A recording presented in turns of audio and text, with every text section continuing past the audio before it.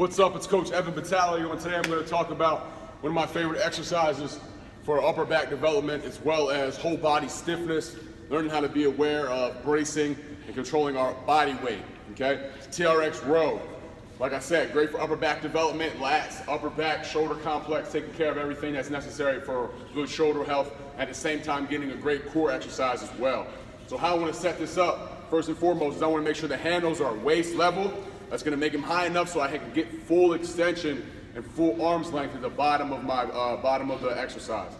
How I set up and how I tell my athletes to set up is I'm going to take a step back so I'm reached all the way out. Arms are long to begin with, okay?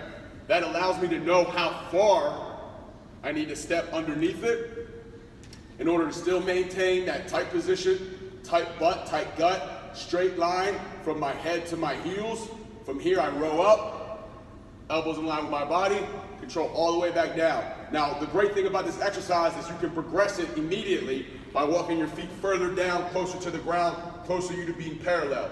From here, same thing applies. Tight butt, tight gut, pull up, control all the way down. Some of the common mistakes and the cues I'll use with athletes is once exercise starts getting a little harder, reps start getting a little higher, closer to the end of the set, athletes will start compensating by shooting their ribs up, okay, and just arching through their back.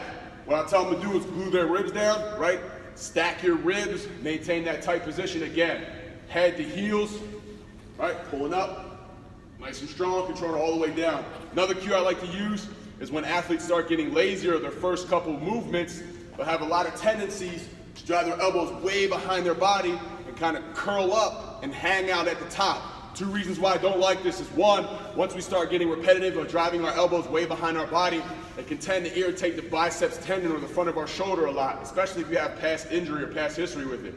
The second thing I don't like is, you'll notice if I pull my arms up really far behind my body and curl up, I lose a lot of the tension in my upper back like this. In fact, my shoulder blades actually separate instead of pinching at the top. All right, so it's another cue. I say, elbows stop in line with my body. Boom, so elbows in line with my body every time, right? Pinch my scaps, elbows in line with my body.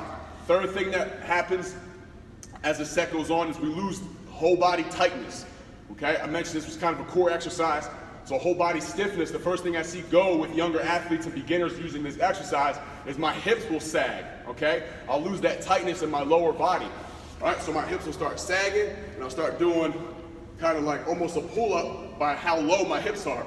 Again, I'm gonna tell them tight butt, tight gut, keep your hips up to the ceiling, keep that hip maintained line, straight line from my head to my heels, row, elbows in line with my body, all the way down. TRX Row.